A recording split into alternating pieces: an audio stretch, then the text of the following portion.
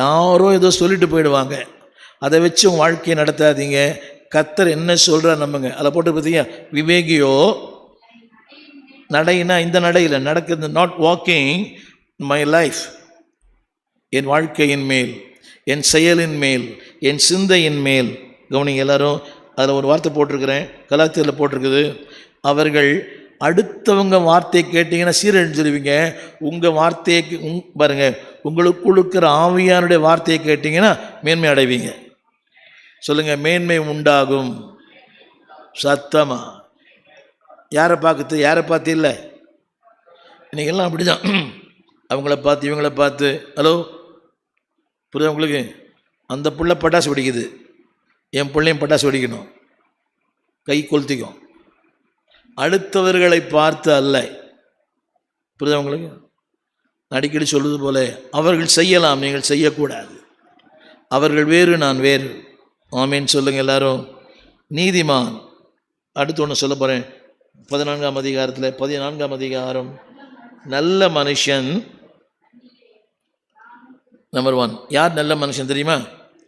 இல்லை போடுறீங்களா? நல்ல மனுஷன். கவனிங்க, நல்ல மனுஷன் அதாவது எதையும் சோதித்து பார்க்கிறானே அவன் தான் நல்ல மனுஷன். எதையும் வேதத்தில் படிக்கிறேன் இல்லையா? ஒரு கட்டடத்தை கட்டும் முன் செல்லும் செலவை கணக்கு பார்க்கிறவன். உலகம் சொல்லிடும், நீங்கள் கார் வாங்குங்க, பங்களா வாங்குங்க, BMW வாங்குங்க, ஆடி வாங்குங்க, எல்லாம் சொல்லிட்டு போயிடும். என்ன மாதிரி பார்க்குறீங்க? ஆனால் அவங்க போயிடுவாங்க, ஆனால் பாடுபடுறவங்க நீங்கள் தான். கவனிங்க, நீதிமான் முதலாவது எல்லாவற்றையும் நலமானதை, இது சரிதானா, என்னால் முடியுமா, என்னால் செயல்படுத்த முடியுமா, இதனுடைய விளைவுகள் என்னவா இருக்கும்? புரியுது எல்லாருக்கும்? ஒன்றை செய்கிறேன், இது நிலைச்சு நிற்க முடியுமா, can I stand for that, அதனுடைய விளைவுகள் என்னவா இருக்கும் சொல்லுங்கள். எல்லாவற்றையும். அதனால தான் அடிக்கடி வாண்டு சொல்கிறாரு, செல்லும் செலவை கணக்கு பார்க்காமல் இருப்பானோ. அடிக்கடி சொல்கிறார் யாக்கோவில் கூட, வியாபாரம் பண்ணும்போது அப்படி பண்ணுவேன், இப்படி பண்ணுவேன், இப்படி பண்ணுவேன்னு சொல்லாத, கர்த்தருக்கு சித்தமானால்.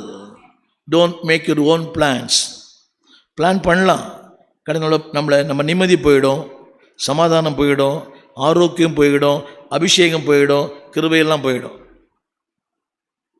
வசனம் படிக்கிறீங்களா? யாக்கோபின் புஸ்தகம். Don't make your own plans. இன்னென்ன விதமாய் செய்வோம்.